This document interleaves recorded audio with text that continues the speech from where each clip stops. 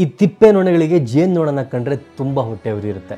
So ಅವೆಲ್ಲವೂ ಕೂಡ ಸೇರಿ ನೊಣಗಳ ರಾಜನ ಹತ್ರ ಹೋಗಿ ಹೇಳುತ್ತಂತೆ, ನಮಗೂ ಕೂಡ ರೆಕ್ಕೆ ಇದೆ, ನಾವು ಕೂಡ ಹಾರ್ತೀವಿ, ನಮ್ಮನ್ನು ಯಾಕೆ ತಿಪ್ಪೆ ನೊಣ ಅಂತ ಕರಿತೀರಾ, ನಮ್ಮನ್ನು ಕೂಡ ಜೇನು ನೊಣ ಅಂತಲೇ ಕರಿಬೇಕು, ನಮಗೂ ಕೂಡ ರೆಸ್ಪೆಕ್ಟ್ ಕೊಡಬೇಕು ಅಂತ. ಆಗ ನೊಣಗಳ ರಾಜ ಒಂದಷ್ಟು ತಿಪ್ಪೆ ನೊಣಗಳನ್ನ, ಒಂದಷ್ಟು ಜೇನು ನೊಣಗಳನ್ನ ಕರೆದು ಹೇಳ್ತಾನಂತೆ, ನೀವು ಊರಿನ ತುಂಬ ಒಂದ್ಸಲಿ ಹಾರ್ಕೊ ಬನ್ನಿ, ಎಲ್ಲೆಲ್ಲಿ ಮಕರಂದ ತುಂಬಿರುವಂತ ಹೂವಿದೆ ಅಂತ ನೋಡ್ಕೊ ಬನ್ನಿ ಅಂತ. ಸರಿ ಅಂತ ಹೇಳಿ ಎಲ್ಲಾ ನೊಣಗಳು ಕೂಡ ಊರು ತುಂಬಾ ಹಾರಿ ಹೋಗ್ತಾವಂತೆ. ಆದ್ರೆ ತಿಪ್ಪೆ ನೊಣಗಳು 10 ನಿಮಿಷದಲ್ಲಿ ವಾಪಸ್ ಹಾರ್ಕೊ ಬಂದು ರಾಜನ ಹತ್ರ ಹೇಳ್ತಾವಂತೆ, ಆ ಕಾಡಿನಲ್ಲಿ ಒಂದಷ್ಟು ಫ್ರೆಶ್ ಆಗಿರೋ ಹೂವಿದೆ, ಆ ಗಾರ್ಡನ್ ನಲ್ಲೂ ಕೂಡ ಒಂದಷ್ಟು ಮಕರಂದ ತುಂಬಿರುವಂತ ಹೂವಿದೆ, ನೋಡಿದ್ರ ರಾಜ, ಆ ಜೇನು ನೊಣಗಳು ಬರೋದಕ್ಕಿಂತ ಮುಂಚೆನೆ ನಾವು ಎಲ್ಲೆಲ್ಲಿ ಫ್ರೆಶ್ ಆಗಿರೋ ಹೂವಿದೆ ಅಂತ ಹುಡ್ಕೊ ಬಂದಿದ್ದೀವಿ, ಸೊ ನಮ್ಮನ್ನ ನೀವು ಜೇನು ನೊಣಗಳು ಅಂತ ಇವತ್ತು ತೀರ್ಪು ಕೊಡಬೇಕು ಅಂತ ಕೇಳ್ಕೊಂತಾವಂತೆ. ಆಗ ರಾಜ ನಗ್ನಗ್ತಾ ಹೇಳ್ತಾನಂತೆ, ಅವು ಜೇನು ನೊಣ ಕಂಡ್ರೋ, ಅದಕ್ಕೆ ಅವಕ್ಕೆ ಹೂ ಸಿಕ್ಕಿದ ತಕ್ಷಣ ಅವು ಮಕರಂದವನ್ನು ಅರಿಸಿ ಅಲ್ಲೇ ಕುತ್ಕೊಂಡಿದ್ದಾವೆ, ನೀವು ತಿಪ್ಪೆ ನೊಣಗಳು, ಅದಕ್ಕೆ ನಿಮಗೆ ಫ್ರೆಶ್ ಆಗಿರೋ ಹೂ ಸಿಕ್ಕರೂ ಕೂಡ ಅವನ್ನ ಬಿಟ್ಟು ನನ್ನ ಹತ್ರ ಬಂದು ಸರ್ಟಿಫಿಕೇಟ್ ಕೇಳ್ತಿದ್ದೀರಾ ಅಂತ. ಎಷ್ಟು ಸತ್ಯ ಅಲ್ವಾ?